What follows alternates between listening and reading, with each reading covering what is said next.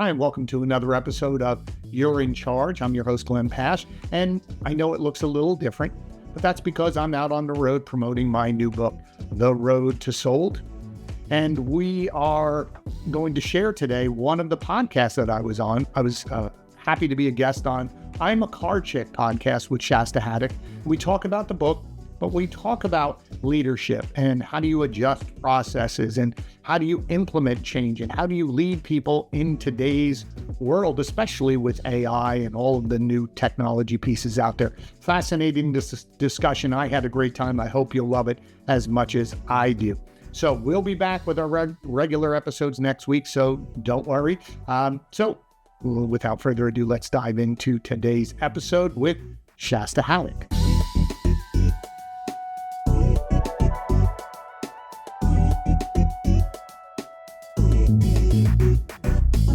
Welcome back to another episode of the I'm a Car Chick podcast. As you know, we used to be the Chicks in Charge podcast.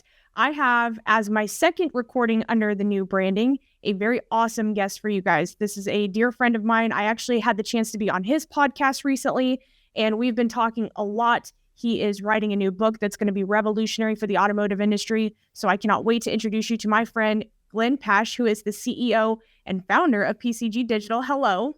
How are you? I'm so good. How are you?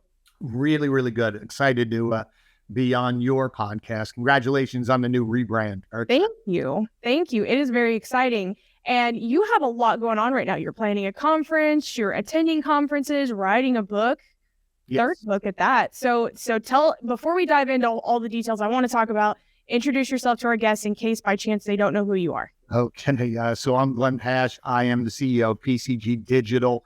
We're a full service digital marketing firm, and we primarily focus on tier 3 automotive dealers. And then we have another division, the Pasch Group, which is our consulting arm and also our event arm. So we do a lot of consulting for large dealer groups, manufacturers, vendors, just maneuvering around and trying to help dealers become more successful, help the technology platforms understand how to talk to dealers.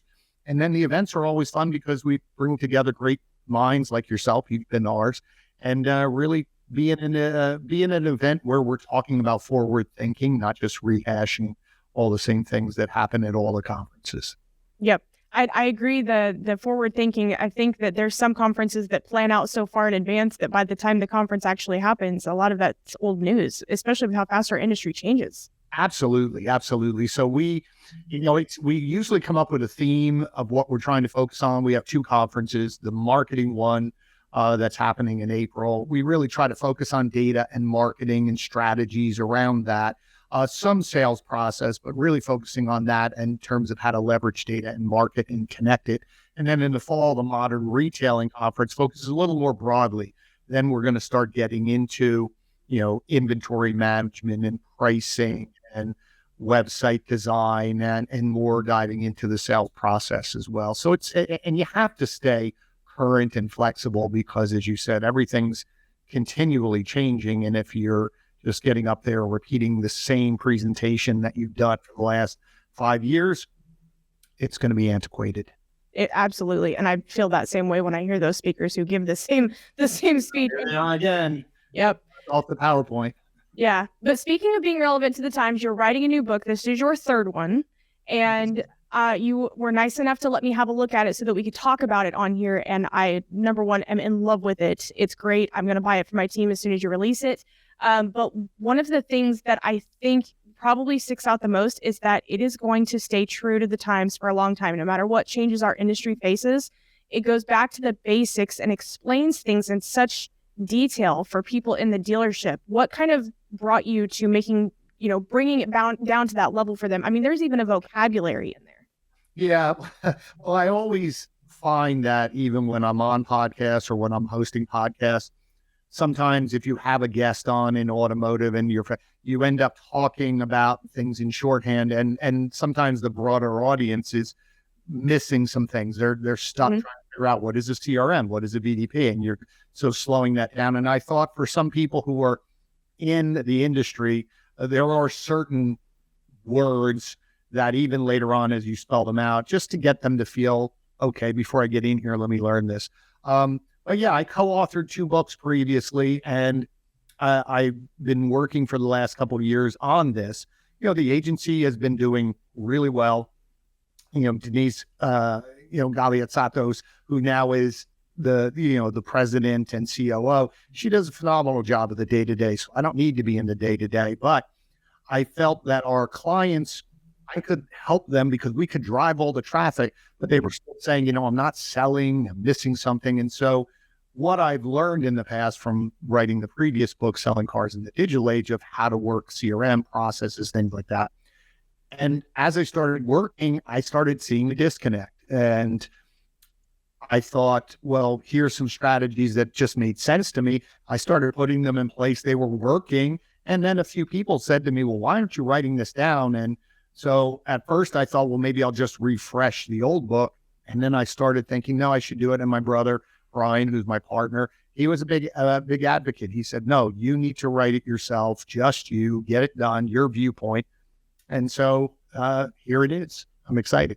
Yeah, I am too. And we were talking a little bit before we started recording. I haven't even had a chance to finish it yet. I got so caught up in the you have 3 big sections. I got caught up in the second section, which is all about the follow-up processes and being effective with that follow-up, and took so many good notes from all of that I know so many others. I mean, and I've been doing this. We talked on your podcast. I've been doing this for over 10 years. Mm-hmm. And the fact that I was able to take notes from that and, get a refresher on some things that, we just tend to not think about. But one of the biggest things that was in there that I really, really liked was the conversation about AI.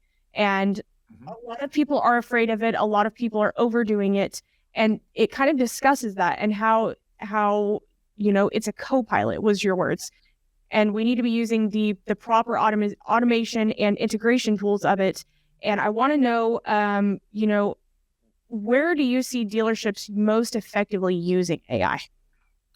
Well, I think the ones that are most effective, and this beyond even AI, but the technology, whatever you're using, I think where successful dealers, why they're successful, is they have a good sense of what their customer experience is trying to be, what they're trying to do for their customers. And then as they move backwards from that, right, I want my customers to feel this. In order to do that, my team has to do this. And in order to do that, I have to hire those people, train that people. And then I'm looking for technology that fits that. So I was just asked, I had an interview earlier today, and someone asked me, well, between these 2 AI products, which one do you think is best? And I said, well, I don't want to be both side-ism type of thing, but it really depends on your process, how you want to use it, how it fits, because some are more static and they're really designed to take over a lot of the work. And if you're saying, well, my team is, I run them very thin, I need that help. Okay, well, that might work. If someone says, no, I want flexibility, I want to be able to turn it on, turn it off, I want to be able to adjust, well, that might be a completely different tool. And so in the book, I touch on it. I said, I'm not going to go in the weeds of each one of these because it'll evolve, but I do think that it has a benefit. It's after hours, when you're closed, it can be support, but you have to be very clear on why I'm getting this, or else I see when it doesn't work, especially if you have a very well-designed team and they're very engaged, all of a sudden that tool may not be interacting correctly. It might be sending repetitive messages where you and I have already talking, and here comes the AI that says, hey, I haven't heard from you. And it just leaves a bad feeling in the customer's mouth. Yeah. And that's so important to the customer experience. And I think that when we look at, the NADA conference that we just came back from a couple months ago, a big topic of conversation there was the customer experience and what are we doing this year to change it? Last year, the conversation was AI, was CDP, which you touch on. Right. And this year it has to be about what are we doing different to capture their attention, to build the rapport, which is another thing you talk about in the book, and make this the best experience for them. And AI can be a help in that. And it's definitely not a set it and forget it type thing, which is, one of the things that you touch on in the book as well. But another part of it that really stuck out to me was in the effective follow-up processes and the myths of the short-term follow-up.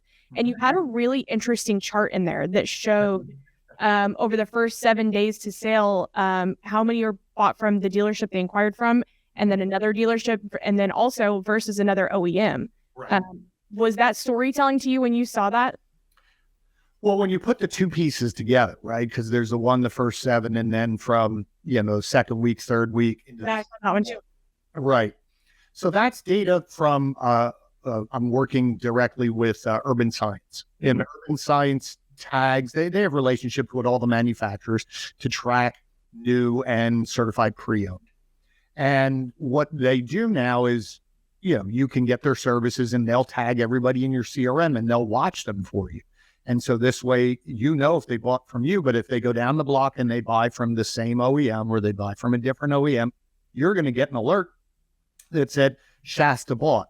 Now, most of the people who are using the tool as we're coaching them how to use it would be, okay, yes, I lost Shasta.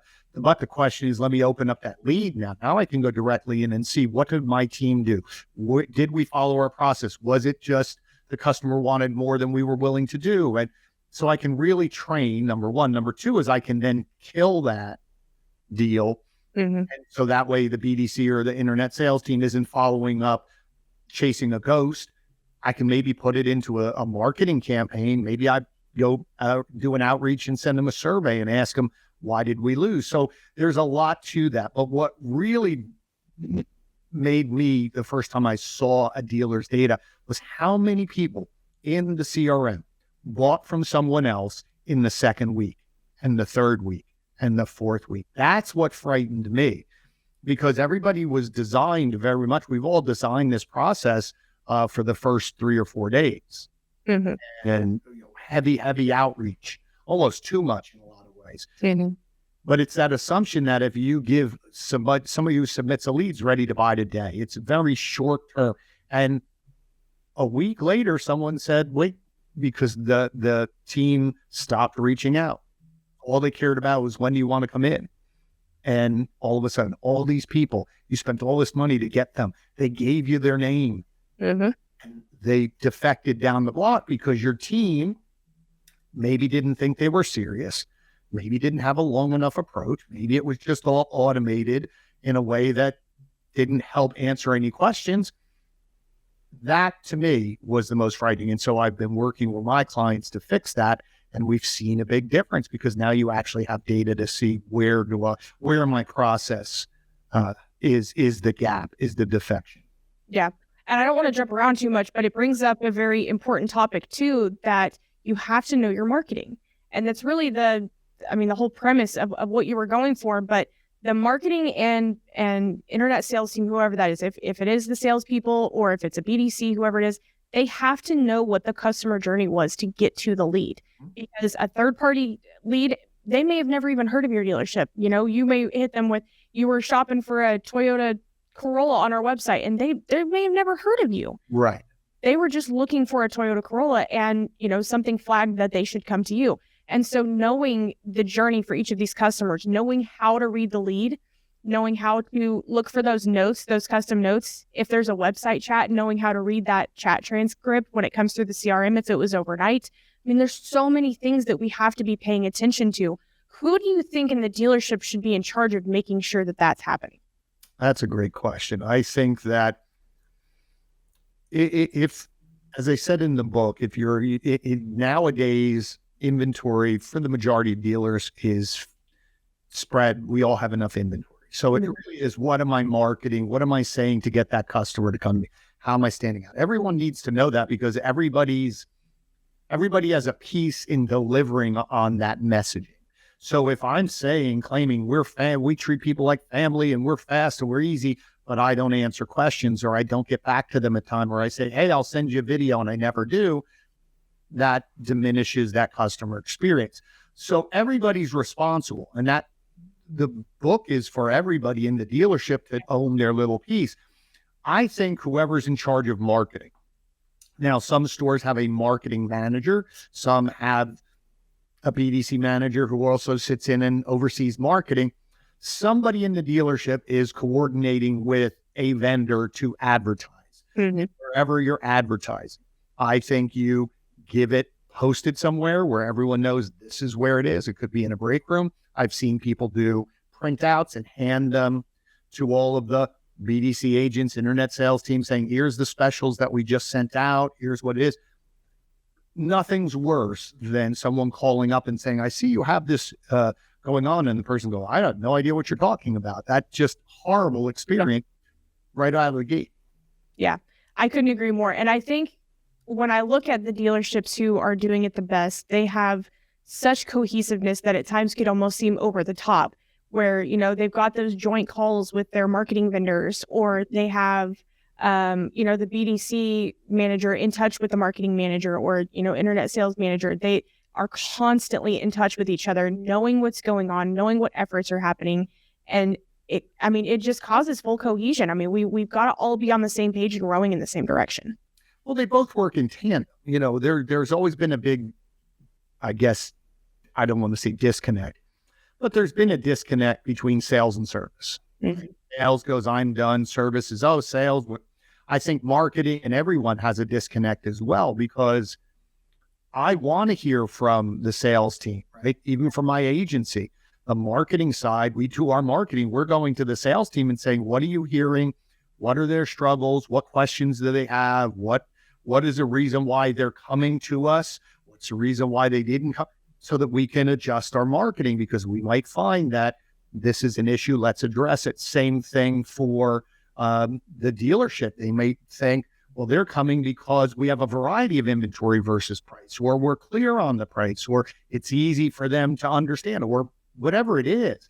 But if not, all we're doing still is sitting in silos and just going, well, I'm doing my piece, versus I could do my piece better if I knew how that person came to me. And then once I'm done and I hand it off to someone else, they need to be prepared. Yeah. Well, and the follow-up process that even goes along with that, with, you know, if we're looking at, you know, leads coming in from different sources or different marketing efforts, you know, you could have two separate, even more, but let's just start with two separate marketing campaigns going on at the same time. And let's say, you know, one's advertising that we need your vehicle, you know, at trade-ins, and the other one is, you know, we've got great incentives up to $5,000 off, or a APR as low as 0%, whatever those offers are. The conversations with each of those customers are going to be different. Sure. And so everybody who would be responding to those customers, whether it be salespeople, whether it be BDC, they need to know how to have those conversations and how to discern one customer from the next. Yeah. And one of the things that dawned on me maybe about 2 years ago, because I would always get the question, is it better to have a BDC or have your salespeople handle the leads in that conversation? And my response has always been, I've seen them all work and I've seen them all fail. Centralized BDCs in each store, outsourced BDCs, salespeople. It doesn't matter. It's, as I said, they've all worked, they've all failed. It really is your process, accountability. Does everybody know what they're supposed to do? But what really dawned on me one day was I watched a salesperson. I was there working with the internet team, but I watched the salesperson greet a customer on the lot, and I listened. And that person was very gracious, was very calm, just was very comfortable asking questions. What brings you here? Sales or service? Oh, you're looking for this. What about this? Is this for you? What's your timeline? Are you trading? Blah, blah, blah, blah, blah. Literally to narrow down that inventory to say, well, let's start here. Mm-hmm. Great. But then I go back into the internet environment, and I saw it like light bulb. If somebody sent that internet lead in on that vehicle, this store at that time asked one question. Yeah, that car's available. When do you want to come in? And the second response was, hey, I haven't heard. I'm available. When do you want to come in? And everything was just about getting them in the door. There was no conversation. There was no question. And then it hit me. I said, that's the problem. And especially now that we've gone through COVID, where a lot of places in the country had to do everything online or over the phone, or DocuSign or digital retailing because you were locked down. And then there was the inventory. But now we come back, but the customers who bought during that time are back in the market. And that was easy. And they're going, why do I have to come in to get this? Before you gave it to me, why do I have to come in now? Why can't you give me a price? Why can't you tell me my trade? And it just was like, wow, we need to take everything that the salesperson does to someone in person, asking those questions, and sprinkle it into our online outreach to do one thing. Because I asked the salespeople, why did you ask all those questions? And they said, because I want to have a conversation with this person so I can figure. And I said, there it is. You're not trying to have a conversation the other way. Online now, I want to ask questions that get them to talk. Because for me, most of the salespeople or BDC teams, once they started talking to people, they set appointments, they showed up, they sold. Mm-hmm. But they weren't having as many conversations. So the problem wasn't I call it downstream. It was upstream. We're not having enough conversations because we're not asking questions. One dealer said this, and I stole it from him. I said, I will always use it because I think it's great. You are being very kind to your customers. Let me know if I can help you. Shasta, let me know if you have any questions. But you weren't being helpful. Yeah. Being kind.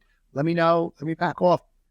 But in person, you're asking questions to get them to talk. So once that happened, lo and behold, within a couple of weeks, I would go back to that store and they said, man, we're talking to more people. And I was almost like, well, duh, you're asking questions. Leasing or are you financing? People go, I'm going to lease. I never lease. Are you going to pay cash or finance? I'm going to finance. Are you trading? Yeah, I'm not. And they were going, oh, it's so much easier now. And I was like, correct. Got to have a conversation first. Then we'll get to the appointment. We'll get to all the rest.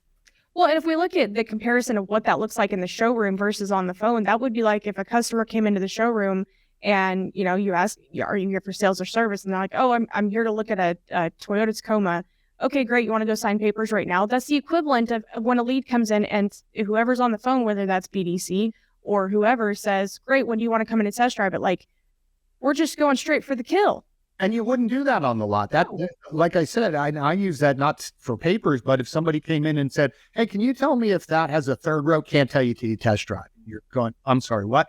Does this have leather or cloth? Can't tell you till you test drive. You wouldn't do that, but that's exactly what we're doing because we think, going back to what we were talking before, we've built the system because we think that online customers aren't serious. So, but if they submit their lead, we're going to treat them like they're ready to buy in these 3 days. And if they're not going to answer me or they take too long, well, they're not serious. Give me a new lead.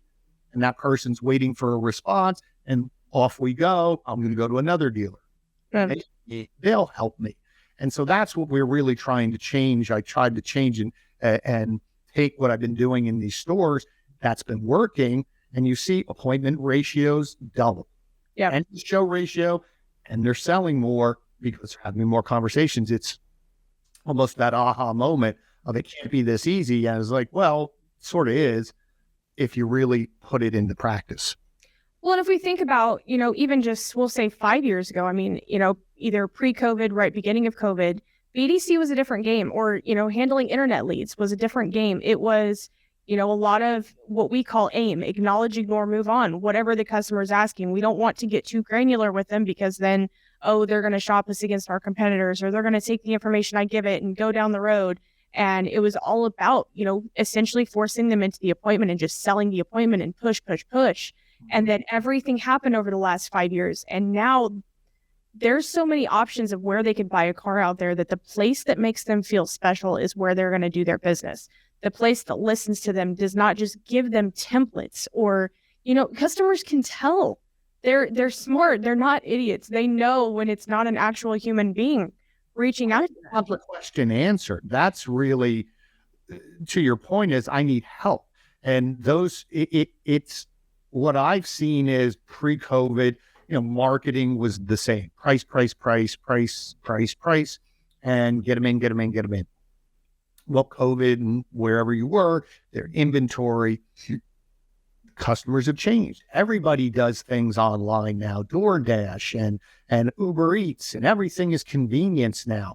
And more importantly, dealers have all of this technology on the site that I can go figure out my payment. It may not be my real payment or final payment, but I can figure out if I'm comfortable and I can get a trade value. I can apply for credit. So I don't need to come in until I'm ready to come in. And maybe it's just, I just want to test drive and make sure, okay, let's button this all up. But for some reason, there are some dealers that have reverted back to, I need more leads, get them in, get them in, get them in. But the environment's changed, the customers changed. They're looking for less friction. That's what it is, the less friction. And for people, they don't understand, why can't you give me a price? Your tool just told me I had a price. Well, I can't tell you till I see the car. Makes absolutely no sense. And those dealers that are hoping that everybody does that, and then they go opposite and I'll give you the price, I don't care. They will go shop you. It's okay. But if you talk to them as a human being, they won't see any need to go down the block because you're helping them. Yeah, so you're their friend now. Exactly. They're overwhelmed with data. Before, they never had the data. Now they're overwhelmed with data. And all they had to do during COVID was sit in the house and look at data. Now there's so many, to your point, multiple places I can buy a car, multiple things I can do. Mm-hmm. You're overwhelmed going, who's right? Who do I believe? That's what I think the job of the sales BDC internet team is, to listen and help them and declutter and be fair and be honest and answer their questions with the confidence of, we're going to take care of you. So let's have a conversation versus can't tell you. Yeah. And it's fun watching the industry change like that. And it's fun watching that reality kind of smack and hit some people, because they've been so gung-ho about, the sales portion of getting them in, and they lost touch of the business development portion. And that's what the BD and BDC stands for, is business development. And so that doesn't mean that every single customer is going to be a transaction immediately. That means that this is the beginning of a relationship. And I think that we've got to change our verbiage where they're not just leads. These are your future customers that are coming in. Absolutely. Well, you don't know. And I think working with urban science, when you see that, it's amazing when, that one graph, if you counted everything up, over half of the cars that were sold were after the second week. Mm-hmm. But if we buy enough leads and get enough leads and we sell our cars and we hit our number, we're thinking not about what we could have done, because we never really had that data. So a lot of it was, well, the leads aren't working, or we just need to do this and get them in. And you can justify success because you can look at it and say, I have, look at all the appointments I have. Most of them are set within 3 or 4 days of getting the lead. And we sell most of our cars within a week of that. Well, that's the way your process is designed. So of course you're going to fulfill that, outcome, because that's what it's designed to do. But what about all the rest? What about all those opportunities? Because you were the first dealer that they reached out to, and they're 3 or 4 or 5 weeks out. They're just starting, but you're treating them like they're ready to do it now. Mm-hmm. And that, to me, is for me, it's the most obvious question, is what's your timeline? And because if somebody told me, well, I'm about 3 weeks out, I would hope, I'm not going to deal with you. That's 3 weeks out. Now, whatever your process is, but why wouldn't I? Why wouldn't I stay with that person for 3 weeks? Why would I allow them to go down the block? And even after I answered a few questions, if they didn't get back to me, well, they ghosted me. And reality is, I didn't help them. I wasn't there to help them. Like you said, we're going together. We're going to get this done together. And I think once the dealers see this data and how many opportunities that they've paid for already that went and bought somewhere else, let alone some of the technology now letting you know who's in your CRM, that's back on the website again, but they're not giving you another lead at this time. Wow, if I could go out and just have a touch point with them. There's so many new opportunities. And I think a year from now, there's going to be new roles in the dealership for someone. That's Aaron from Full Path calls it the data up. Someone who's back. Mm-hmm. Like, there's so much to do. It's exciting. Yep. But you have to break out of that, get them in mentality. And the data up was something that you mentioned in the book, and it's I think that conversation may be a little bit more advanced than, beginner level, of course, Sure. in how to capture those and how to generate them even, because a lot of times you have to have a process set in place for, how am I retargeting these people? How am I monitoring, capturing them? And you mentioned it perfectly that we can't seem big brotherish. And a lot of times that's a very real threat because, we reach out to them, right after they're on the website and they didn't submit a form. And how do you know I was looking? How do you know?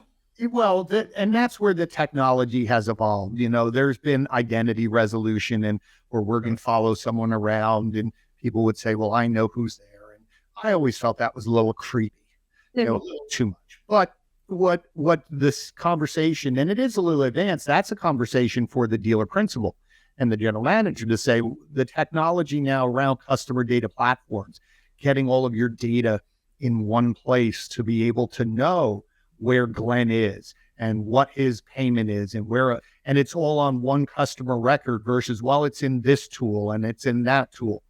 But there is now the ability to know people in my CRM, people who have given me the information. I know when they're back on my website. But to your point that's not a lead, so to speak, because they just came back shopping. It has to be a completely different approach. It might be 2 days later, and it might just be, hey, we're calling to check in on people who were looking for a car in the past, and someone goes, oh, but if you're calling them up saying, I saw you were on my website right now, then that pushes them away even more, thinking, oh my God, you're tracking me. But it's this idea of leveraging data for your team, and you've said it multiple times, but you have to have a process for that lead source. What are we going to do? Who's going to own that? How do we measure it to see what success is versus just, well, we're going to treat them all the same. Mm-hmm. And if, I was just thinking, if I'm a dealer and I'm sitting back listening to this conversation, like I know that there's things that I need to take action on, but I wouldn't even know where to start. Right. What's the most important piece to hammer down first? Well, I think outside selfishly saying by the book, I think what you really need to do at a very high level before you change anything. I'm not an advocate to change anything before doing a very simple exercise of saying, let's follow the customer. Just very simply get a whiteboard, go into a room, take time and just say, okay, how can people contact us? Well, they can walk in the showroom. Great. Okay. When that person walks in, what's our process? Right? Who greets them? What do they say? Do they ask them if they have an appointment? Do we take them over to a chair, get them a drink of water or something to drink? Well, I go into CRM and see if they're in there and see if they've been talking. What's that process? Okay. Then how else can they come? They can come in through the website, through a lead form, or a third party through a lead form. Okay. Who handles that? What's the outreach? What's that? They can come in through chat. What happens here? They can call us up. What happens here? And go there first to just say, do we have a written process? Is it written down? Mm-hmm. Who's handling this? How are they doing on this? Because I shouldn't change anything until I'm 100% comfortable that we're doing what we're currently have in place 100%. So that I then can, or pretty close to it. So then I can say, oh, this isn't an execution problem. This is a process problem. Yep. So we have to update the process. Now, it could be it's an execution process. Well, then who's in charge of that team? Who's holding them accountable? Once we start tightening up all of those and feeling very good about it, then you can start taking that step back and say, do we have the right technology for this? Is there any other things out there? Because I could go to a conference and hear something great, or I go to a 20 group and, those 20 other dealers, someone who's saying, well, I got these great results. Is that technology or process right for what I want to do for my dealership? If I don't really understand what I'm trying to accomplish and I have it all mapped out, then I'm just creating a Frankenstein monster because I'm just bolting things on and people hate that. But I think if that would be my first venture in, because that's sort of the way I approach it. I need to know what's currently happening.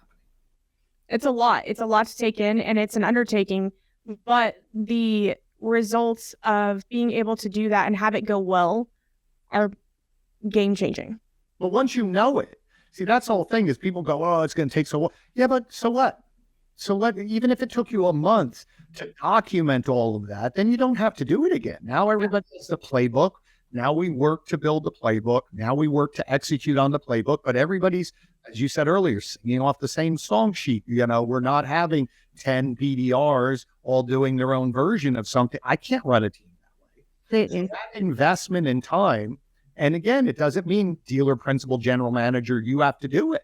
You could delegate and say, okay, I need someone to go walk through the phone process, someone work on chat, somebody work on this, and we'll meet in a week and we'll say, okay, this is what I have. Or we say, we don't have anything written now. Okay, well, then that's the next.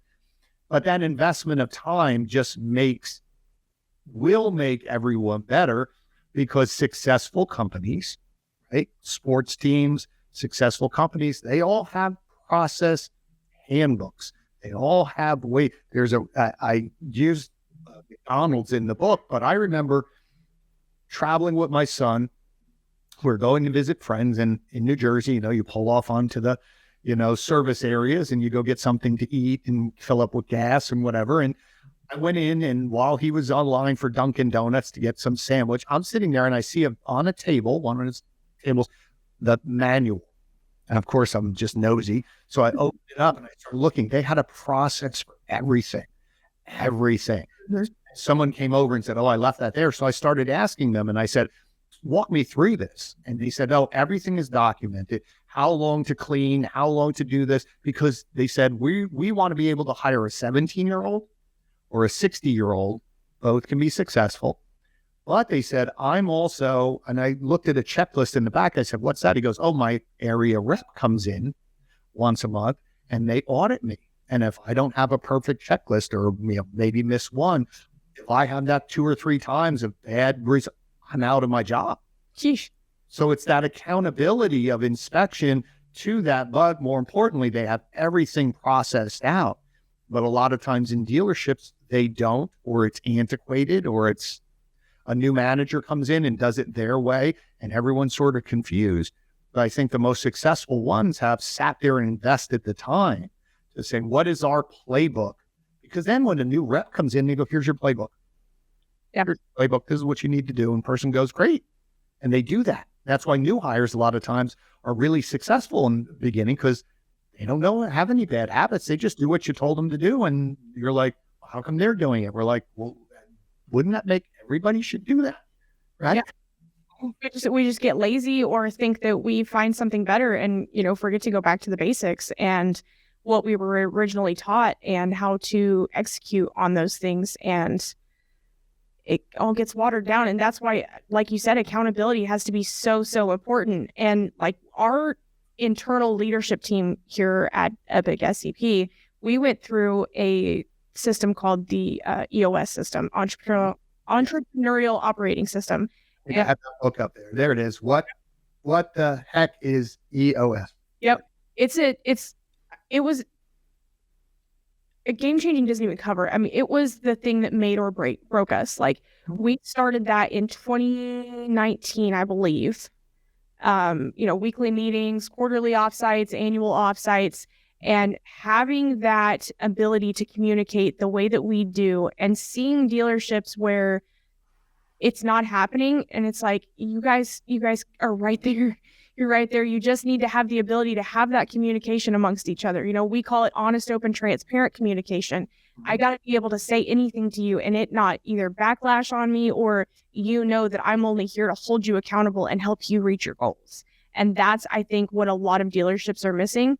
And it's because we're uncomfortable having that communication with each other. Well, yes. And I wholeheartedly agree. Someone recommended that book and I was reading it. I was like, yep. Because I think the same way. But I think on top of that is the automotive, because it's sales-driven organizations have a tendency to be personality-driven. Mm-hmm. And so what happens is you have a lot of really amazing personalities. But the problem is that if you take a group of people, there's a small percentage that are just the top of the top, that they're savants. And even if you took a whole room of those 20%, there'd still be a 20% of them, right? There's always that. But I say to most of the dealerships is that you have to be building processes for the 60% that aren't that way. You have 20% at the top, and then you have 20% that are new or going out. That middle 60, I've always called, they need processes. They need consistency. They need to know every single day nothing's changing. The problem is that I've seen not just successful dealers because they have one long-term general manager, that's good. But even if they've replaced the general manager, the leadership above it says, that's great, you're coming in, but this is the way we do things, versus a new leadership comes in and changes everything. And then 6 months later, another person comes in and my personality, my style, that's disruptive. Right? That would be the equivalent of every time one of your leadership people at Epic changed, they come in and say, well, what do you want to do? You'd say, we would collapse, because people will be coming in going, who's here today and what are we supposed to do? Most people want consistency. Even salespeople like to know that I come in, this is what we're doing. Our meeting's going to be held at this time. This is what we're going to be talking about. Here's my approach. Because the more you have that process in place, your brain can really listen. I'm not worried about, I know what the next step is. I'm in control. It's second nature to me. And now I can really sit there and listen, versus when I'm newer, in the back of my head's going, don't forget to ask this. Don't forget to ask this. Don't forget to ask this. But I think people misunderstand process and feel that it might restrict their creativity. I think it's completely different. The more structured you are, the more creative you can be. Counterintuitive. And so the more, again, I'm a big fan of the more you process, the more you have it, the more people know what they're supposed to do, then they actually can feel they can accelerate because I know what I'm doing. Yeah. It's not what do I have to do next? It's how can I do what I do next? And I'm more efficient. I was talking to someone, I can't remember who it was. He was on the show. It might have been Jonathan Dawson. And he said, the more efficient you can be, think about it. If it took me an hour to do this, but now over time, I've just gotten better at it. It takes me half an hour. I have an extra half an hour to do something else. And so he said, that's really people's jobs, is to come in and do their job, but become more efficient at their job so they get more time back. If you want to sell more cars, get yourself more time to make more calls, to greet more customers. But that takes being efficient with your time throughout the day and being greedy about getting that back. Well, and I'll tell you, in the position of either BDC or salesperson that's going to be doing, the things that we were talking about in the beginning, whether it's that internet lead follow-up or touching base with the customer, a lot of times there's a split between our analytical brain and our creative brain. And your analytical brain could be stuck in the, okay, well, what do I do next? What's next in my process? Or what do I say next? While your creative brain is being stifled by your analytical brain, and you're struggling to come up with whatever that content is. And that's a perfect place for you to have that co-pilot with AI. And, give your AI personality, if you use ChatGPT, or if you have an integration in the CRM, give them the information about your customer and fill them in on, where you are so far. We made it to the discussion of X, Y, and Z, and I'm just not sure what to say next. And let that, open up your creative juices and give you some ideas that can be like, oh, that's really awesome. Right. And it doesn't have to be that you're in your creative brain all day long. You just have the tools to know how to access it when you need it. I totally agree. I use ChatGPT at times to say, here's what I'm thinking about for a workshop. Give me 5 titles, or give me 3 titles, and I'll things that I never thought of, or I'll go, oh, that's horrible, or that's not me. So then I rewrite it or I tweak it. But like you said, sometimes we get into a brain lock and we give up, versus having someone else be, what do you think about this? And they give you some responses. But I think it again, the more organized people can be, it frees them up. I think sometimes the analytical part is impacting the creative, because people are trained or measured or managed by metrics. and they have an arbitrary, you have to make X number of phone calls and this. And so people are so focused on the tasks and analytic, Brad, did we do this? Check the box, get it done. I don't have time to be creative. I'm just going to send out this bing, bing, bing, bing, bing, versus going, no, I'm organized enough. I will get through everything. My job is to have conversations.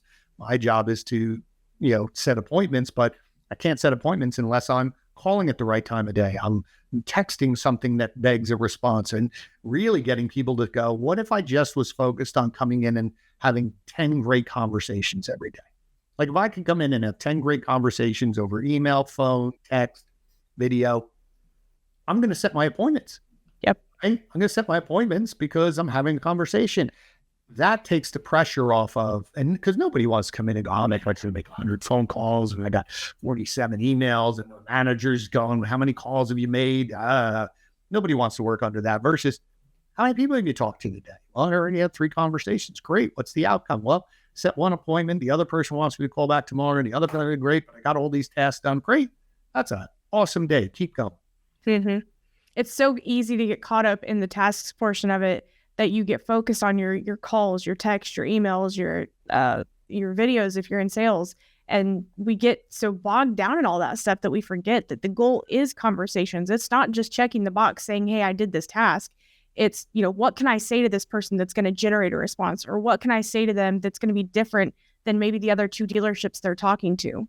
And I mean, for me, it's a challenge and I love that stuff. Like that's where I thrive is how can I come up with something different, whether that's a different voicemail or a different text message that they're not receiving, or how can I make my email subject line so enticing that they want to open it and not just open it, but reply. Right. You have some CRMs that now have emojis and things like that, where it makes them laugh. And really, that's really the key. But to your point is, allowing yourself that time. And I created little bracelets like they used to have the ones, what would Jesus do or whatever. And I was like, what would you do on the lot? And I had them. And that was a very simple way for people to say, well, if someone asked you that question on the lot, what would you say? They always would go, well, this is what I would say. It was like, well, then that's what you leave as your voicemail. That's what you sent. I can't do that. Why? Well, we have to. And I said, well, why would you ask that question here? They said, well, they asked me that, so I'm going to ask this. And so we keep the conversation going. All of a sudden they went, oh. I was like, yeah, just keep it very simple. You want to have a conversation. Ask a question. The difference between saying somebody, let me know if you have any questions versus which one works best for you. Yep. Subtle, but someone's going to say, well, I'd rather do this. And you're going, great. Okay, I got you. And once you start saying that, it's like you said, it's the game. Mm-hmm. I challenge the teams to say the game is conversation. Now it becomes fun. I'm going to get you, Shasta, to talk to me. Mm-hmm. I'm going to figure out a way to get you to respond to me and talk to me. It becomes fun and a game. But if your structure and if you really look at all of your communication, going back to that the manager, and what are you saying? And does it beg a response, or is it just putting everything on the customer? Hey, here's a link to our inventory. Sorry, the car is sold. Here's a link. Let me know if you see anything. Mm-mm. Do that on the lot. You wouldn't say, I go wander around. If you find anything, come find me. You'd be fired. Yeah. It's that keep the conversation going, engage with these customers, because I don't think I've run across really a store that once their team is engaging with people, they're not setting appointments, they're not showing up. Like that doesn't happen. But when you add in all the leads that they haven't had a conversation, oh, my metrics are down. And I was like, let's look at these. And they all go, yeah, we are pretty good about this. I say, okay, so the game is more conversations, not better appointments, because that's already taken care of, right? And so that's part of, again, this book is for the agent.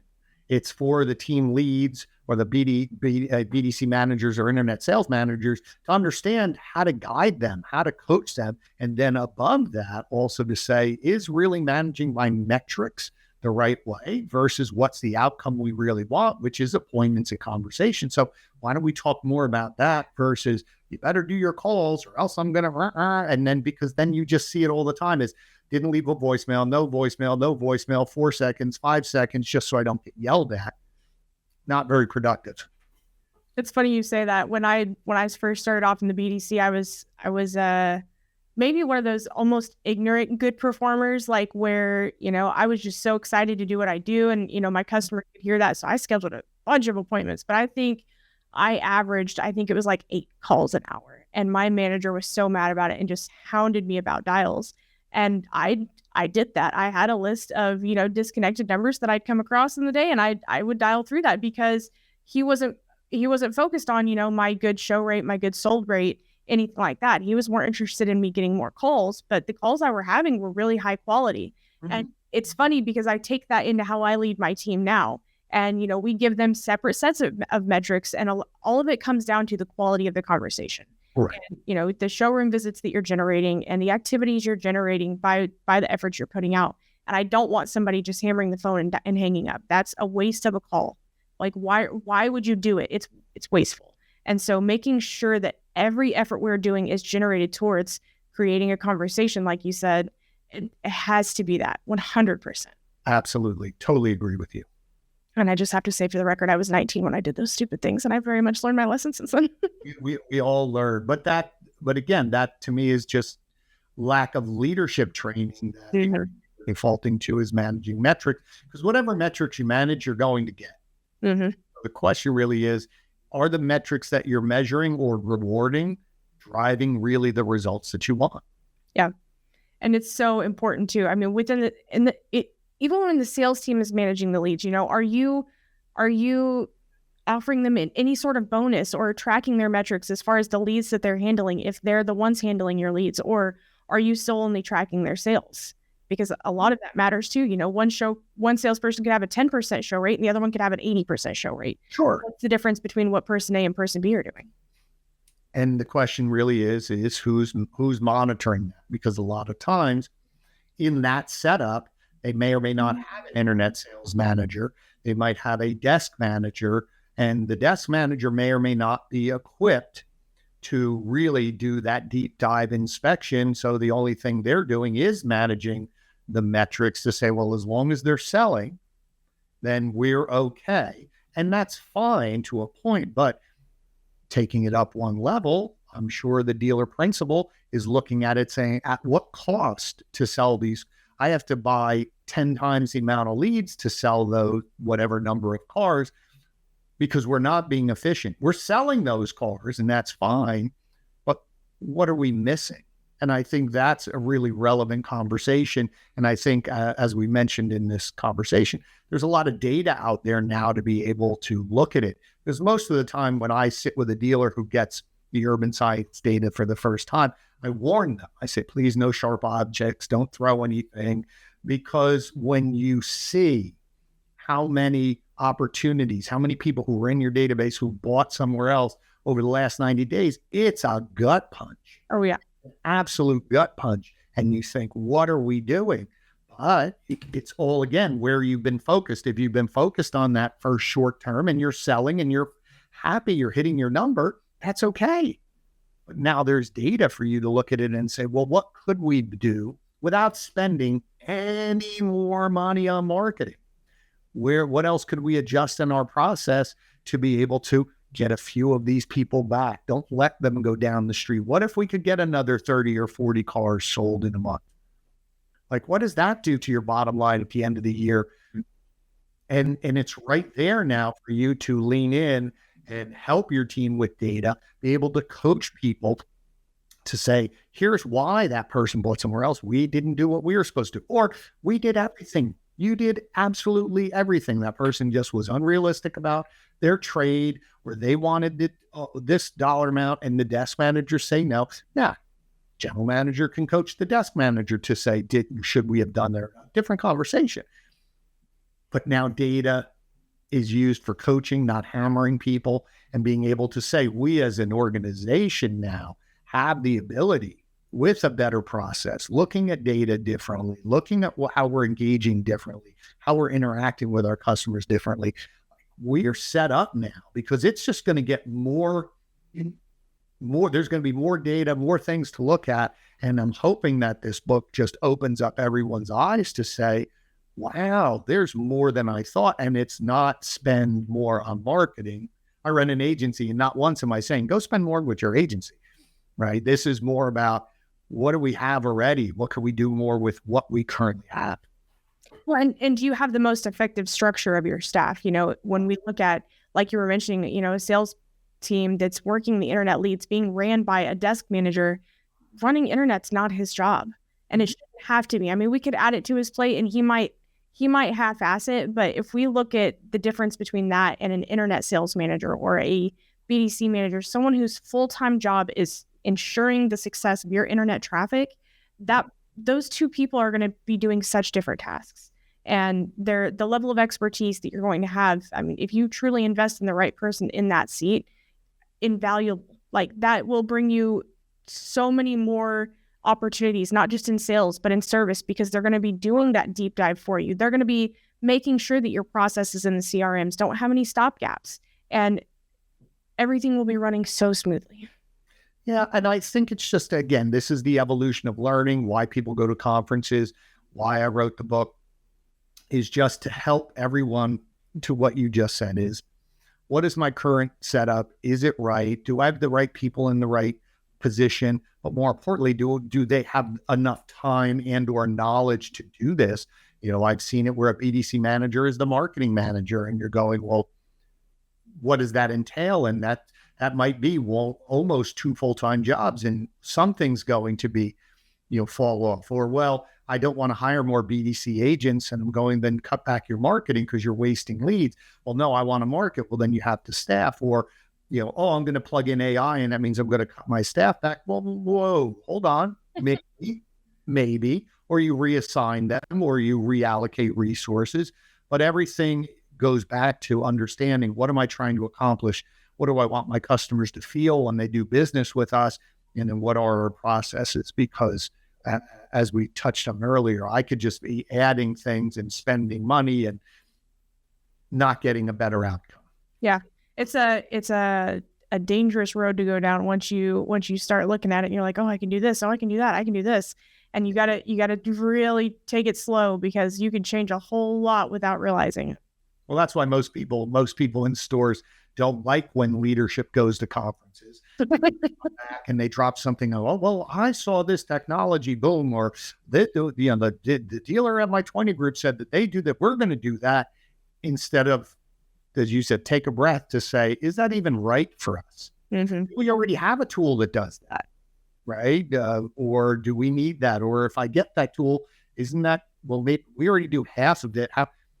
But it's pausing and saying, what do we need to do? But if I don't have it all mapped out, if I don't know, then every new shiny object comes in, and then your staff is going, well, in 30 days, we don't have to worry about this, because they'll go on to something else and go on to something else. And that's not everybody, but I've seen it enough where, and I've heard it from salespeople, versus the very successful dealerships where people over the last few years are really moving after COVID.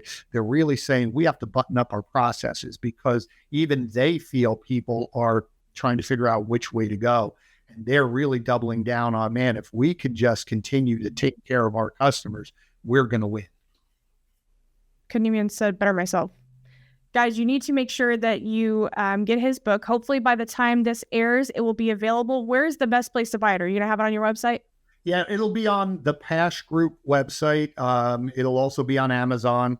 We'll put it out there as well. And it'll be all over. We'll be pushing it out there. And I'm hoping that the second week of April, it will be out.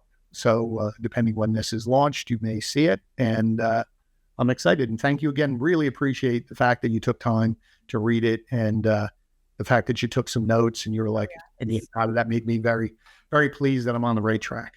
Yeah, guys, you need to, whoever you are in the dealership, you need to read this book, because even if you don't need it, you'll find someone who does. I'll tell you, I'm going to use it for my team. I got nuggets out of it. And like I told you guys, I've been doing this 10, 11 years. There's something for everybody in this book. So make sure you get it. The title will be The Road to Sold by Glenn Pasch, and I'll make sure that we get the link to how you can buy it in the show notes here. Glenn, I want to finish off with, you have a conference coming up, DMSC, in April. We should definitely have this episode out before then. Why would somebody need to attend DMSC? Great. So it's called the Digital Marketing Strategies Conference, and we've been doing it now for about, good Lord, is it almost 15 years? And the reason why I think people should go is there's two reasons. One is, one you mentioned when you were on my show, is the fact that you network with people. And sometimes if you're a marketing manager, a BDC manager, even a general manager at times, you sometimes feel very alone as people in your dealership. They don't know what I do.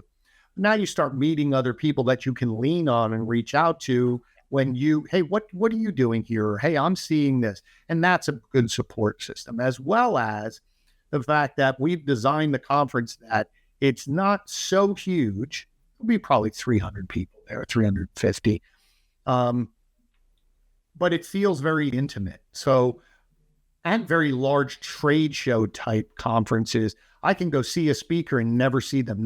They won't cross my paths again. Mm-hmm. We're here, I could see Shasta speaking, and as soon as she's done, she might be sitting next to me in the next keynote, or she'll be here during the coffee break or the cocktail hour tomorrow at breakfast. So I can come back and sit next to her and say, hey, I was thinking about what you said yesterday. And it's designed more to be like a 3-day conversation. Yep. And you're meeting very successful dealers. You're meeting people that are going to challenge you, people that are doing some very similar things. And I think the themes that we're always trying to push that edge, we were talking about customer data platforms before anybody did. We were talking about taking forms off of your websites, conversational commerce way before. And we try to challenge and peek around the corner and say, this is what's coming down the road. And, we have some of the largest groups to single point stores, to manufacturers. They think the content is just really excellent. And that's one of the things we really strive to do. Yeah, I've always heard amazing things about it. People come back, jived up, ready to take action. And that's what we need from these conferences, not just, signing more vendors, but, actually putting things into action and making everything more effective. Other than your book launch, what are you most excited for in 2025? I think that I'm excited for, our agency under the current leadership is just growing, and we're seeing a pivot where people are really wanting to have a smaller agency where it's more customized.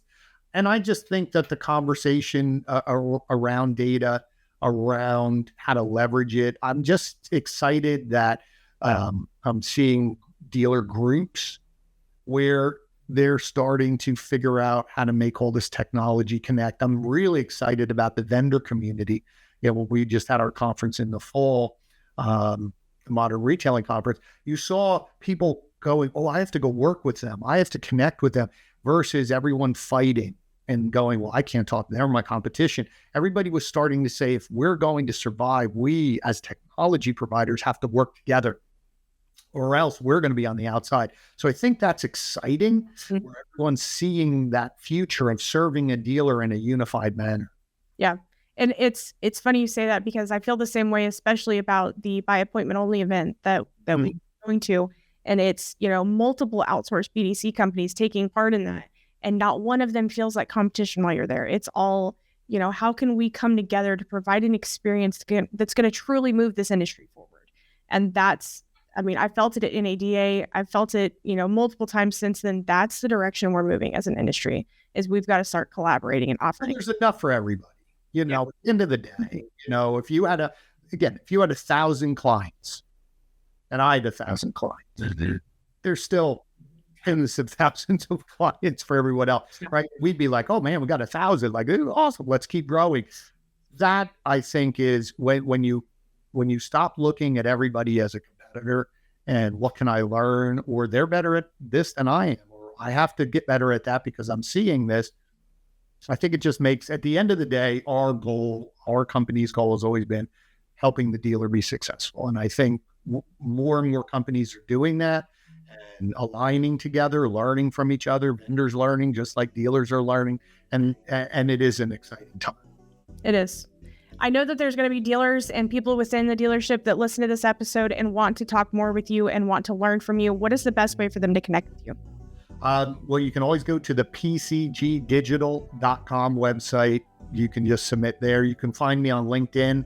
LinkedIn's really probably the best place. or Facebook. I'm all around on those as Glenn Pasch.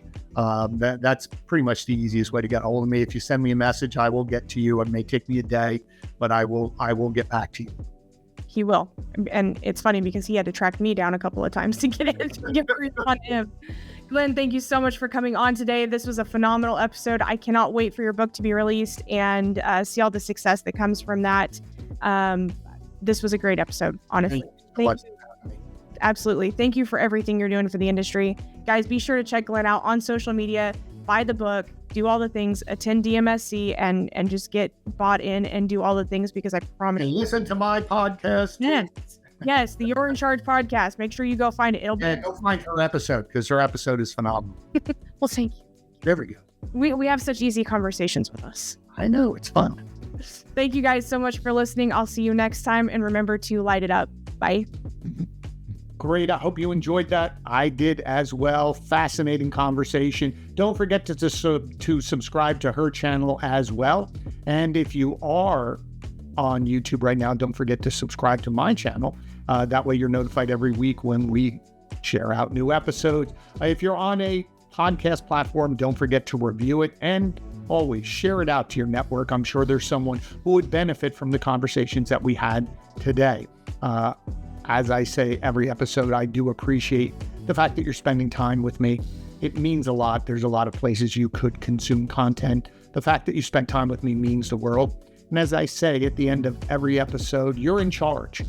But leadership is not a title. It is on you to serve yourself, serve others, and get better every week, every day. And I hope this podcast is helping you learn those skills that you can apply to become the leader that you want to be. So thanks again. I look forward to seeing you next week.